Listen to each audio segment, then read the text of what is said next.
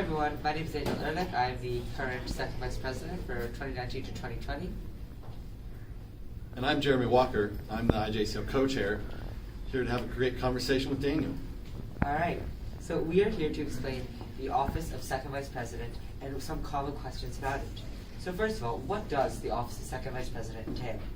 Well, luckily for me, I've gotten to work with several Second Vice Presidents as co-chair, and they are in charge of Spirit and Service. So they run the Spirit competition at State Convention, and there are two types of those, the Delegate Spirit and the Helen Wampler Spirit, more like a chapter of the year competition.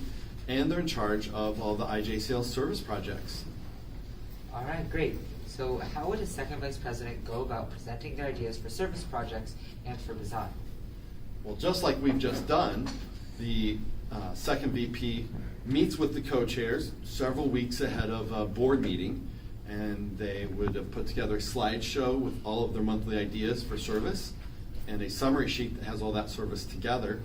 And then they would present those ideas to the co-chair. We'd find things that needed to get cleaned up, that needed to be considered, try to work out any of the details, and then we would come to a board meeting, and Daniel, or the second VP, would present those ideas to the board, and he would do his best job of trying to sell them on his ideas, and they would push back on things that they thought were not feasible, things that needed to be tweaked further, and then he would go back, finish it up, and then we'd publish that out through lots of various means, the website, various in-person meetings, social media, and all of that. And that's how the service projects work. The Indiana Latin Week Spirit part works the same way.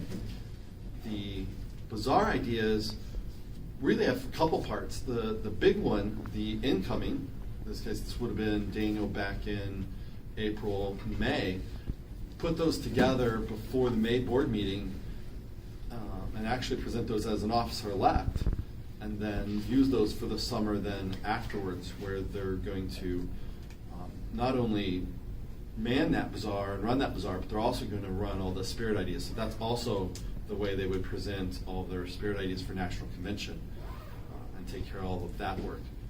Then the second piece with bazaar is that the second VP would make a report in August and decide, do we need to order anything new for the Fall Latin Day Bazaar and State Convention Bazaar? All right, great response.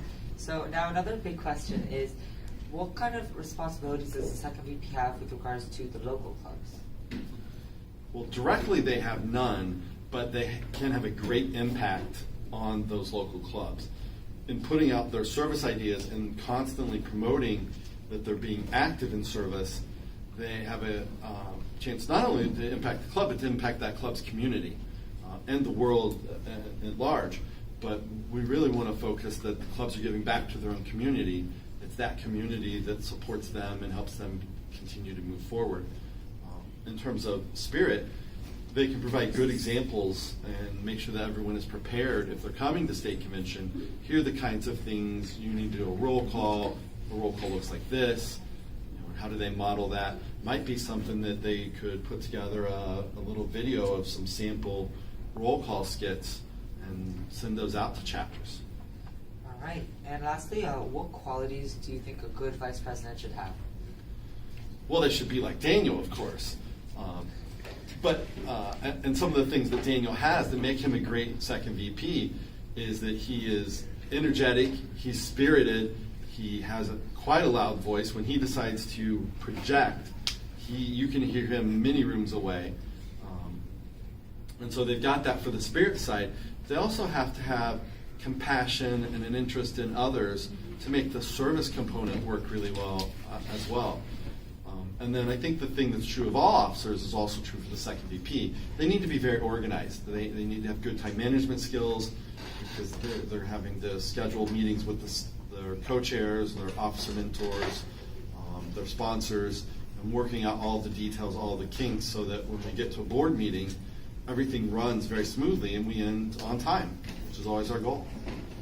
All right, thank you so much for being here. And for all of you watching this video, make sure that if you are considering running for an officer position, please contact your sponsor as soon as possible and send out an email to Gigi Sapienza at parliamentarian@ijcl.org in order to ask for more information, I guess. Yeah.